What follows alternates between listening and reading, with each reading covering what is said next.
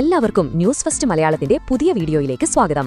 Cricket ലോകത്തെ ഏറ്റവും പുതിയ വാർത്തകൾ ആദ്യമേ അറിയാൻ ഈ ചാനൽ മറക്കാതെ സബ്സ്ക്രൈബ് ചെയ്യുക. ഇംഗ്ലണ്ടിനെതിരായ 5ാം ടെസ്റ്റ് മത്സരത്തിൽ 2ാം ദിവസത്തെ കളി അവസാനിക്കുമ്പോൾ ഇന്ത്യ മികച്ച നിലയിലാണ്.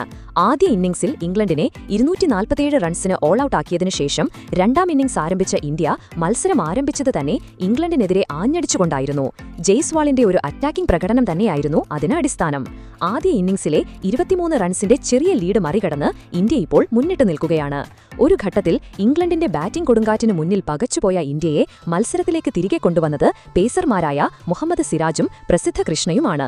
2ാം ദിവസത്തിൽ ഇംഗ്ലണ്ടിന്റെ ബാറ്റിംഗ് അനായാസമായി മുന്നോട്ടു പോയപ്പോൾ മുൻ ഇന്ത്യൻ കോച്ച് രവി ശാസ്ത്രി ഉൾപ്പെടെയുള്ളവർ ബൌളിംഗ് പ്രകടനത്തിൽ അതൃപ്തി രേഖപ്പെടുത്തിയിരുന്നു. എന്നാൽ പിന്നീട് സിറാജും പ്രസിദ്ധ കൃഷ്ണയും ഫോം കണ്ടെത്തിയതോടെ ഇംഗ്ലണ്ടിന്റെ ബാറ്റിംഗ് നിര തകർന്നു. ഇരുവരും 4 വിക്കറ്റുകൾ വീതം വീഴ്ത്തി. ഇംഗ്ലണ്ടിനായി സാക് റൌളി അർദ്ധ സെഞ്ചുറി നേടി. ബെൻ ഡക്കറ്റ് ആകാശ് ദീപിന്റെ പന്തിൽ ധ്രുവ് ജൂറലിന് ക്യാച്ച് നൽകി മടങ്ങിയപ്പോൾ സാക് റൌളി പ്രസിദ്ധ കൃഷ്ണയുടെ പന്തിൽ രാഹുലിന് ക്യാച്ച് നൽകി പുറത്തായി. Ollie Pope, Joe Root, Jacob Bethell എന്നിവരെ LBWവിൽ കുടുക്കി സിറാജ് ഇന്ത്യയ്ക്ക് നിർണായക ബ്രേക്ക് ത്രൂകൾ നൽകി. പ്രസിദ്ധ കൃഷ്ണ, ജാമി സ്മിത്ത്, ജാമി ഓവർട്ടൺ എന്നിവരെ പുറത്താക്കി ഇംഗ്ലണ്ടിന്റെ മധ്യനിരയെ തകർത്തു. അങ്ങനെ പതുങ്ങി നിന്ന ഇംഗ്ലണ്ടിനെ ഹാരി ബ്രൂക്കിന്റെ വിക്കറ്റ് കൂടെ വീഴ്ത്തി സിറാജ് ഇംഗ്ലണ്ടിന്റെ ഇന്നിംഗ്സിന് തിരശ്ശീലയിട്ടു. ഈ വിക്കറ്റുകൾ വീണതോടെ ഇംഗ്ലണ്ടിന്റെ ബാറ്റിംഗ് നിര പൂർണ്ണമായി തകർന്നു. തുടർന്ന് 2ാം ഇന്നിംഗ്സ് ആരംഭിച്ച ഇന്ത്യയ്ക്ക് മികച്ച തുടക്കമാണ് ലഭിച്ചത്. യശസ്വി ജയ്സ്വാളും KL രാഹുലും ചേർന്ന് ഇന്ത്യൻ സ്കോർ മുന്നോട്ട് നയിക്കുകയായിരുന്നു. അവസാന സെഷനിൽ ജയ്സ്വാളിന്റെ ബാറ്റിംഗ് പ്രകടനം ശ്രദ്ധേയമായിരുന്നു.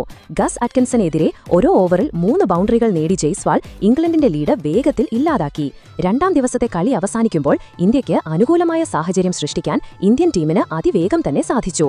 ഈ പരമ്പരയിൽ 2-1 പിന്നിലായിരുന്ന ഇന്ത്യയ്ക്ക് സമനില നേടണമെങ്കിൽ ഈ മത്സരം വിജയിച്ചേ തീരൂ.